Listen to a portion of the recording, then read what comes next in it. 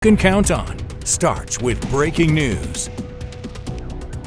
We continue to follow the breaking news that we first brought you at noon. The hunt for the man accused of gunning down the CEO of UnitedHealthcare in New York City comes to Blair County. You're looking at the video of New York police cruisers as they raced to Altoona a few hours ago after investigators say the suspect was spotted and taken into custody at a local McDonald's. It's a story that has shocked the country. Law enforcement says this is the man they want to talk to. They identify him as 26-year-old Luigi Mangione. They say he's the main person of interest in the shooting death of UnitedHealthcare CEO Brian Thompson a week ago today. He's been in custody here at the Altoona Police Department for several hours alongside the NYPD, FBI, and local police. Officials with the NYPD say Mangione was arrested on weapons charges this morning after being found with a gun similar to the one used in last week's shooting. Authorities say they found clothing matching what was worn by the suspect during the shooting and a fake ID, the same one that was used to check into a New York hostel before the incident. Officers also say that they've recovered a 3-page handwritten note that Mangione was carrying, which expressed his distaste for corporate America.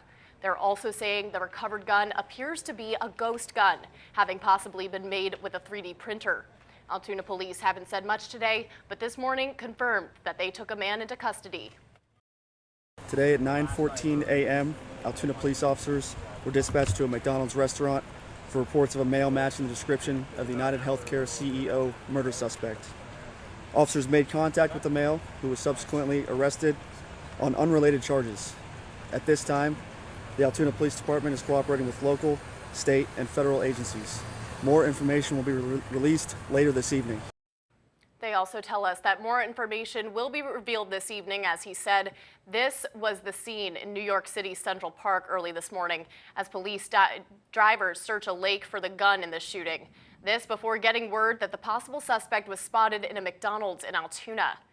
Now let's go over to Brock Owens, who's outside that McDonald's where police say Mangione was taken into custody. Hey, Brock. Hey Valerie, officials say just after 9 this morning, someone here at this McDonald's along Plank Road in Altoona noticed that a man matched the description of the alleged shooter before Altoona police showed up taking him into custody. As we already mentioned, it is 26-year-old Luigi Mangione was traveling through Altoona on a Greyhound bus that stopped at the McDonald's this morning. I spoke with the owner of this location who would not answer many of the questions I asked, including who reported Mangione, how many witnesses were there, and how the process unfolded. But he did say he believes surveillance video will be available at some point as long as police agree to release it, but that isn't available right now. I also saw an Altoona police officer at the store this afternoon interviewing customers. We spoke with multiple people in the area, some saying it's crazy Mangione was here in Altoona, knowing they could have been here when everything happened. Others having questions about if the whole situation will change the healthcare industry. And I also spoke with a man that says he lives close to this McDonald's, says he walks past it every day, and I talked to him about his reaction. It was a surprise. I wondered right away where he's been spending the last 5 days.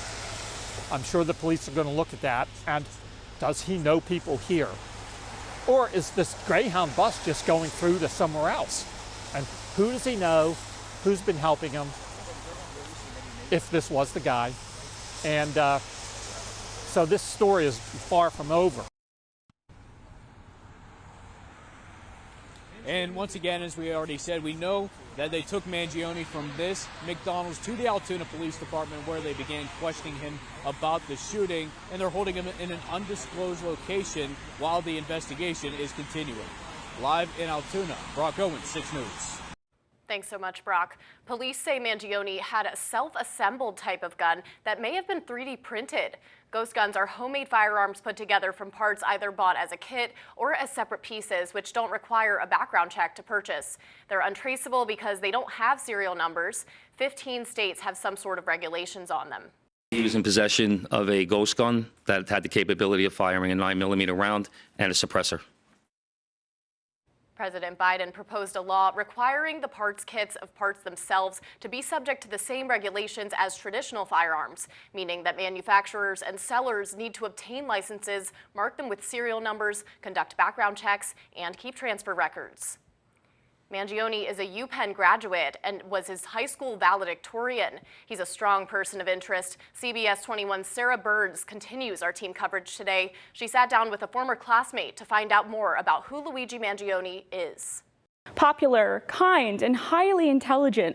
A former classmate of Mangione's who chose to remain anonymous said this is something they would have never seen coming. He was so sweet and so smart. He was literally valedictorian, and I was in a similar social circle to him, but he was just like a wholesome guy. Mangione graduated from the Gilman School for Boys in 2016.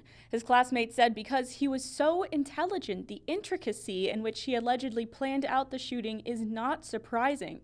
They told us it, quote, made sense that he would have the capability to carry this out. Mangione was quiet, driven, played baseball, and a UPenn graduate with a computer science degree.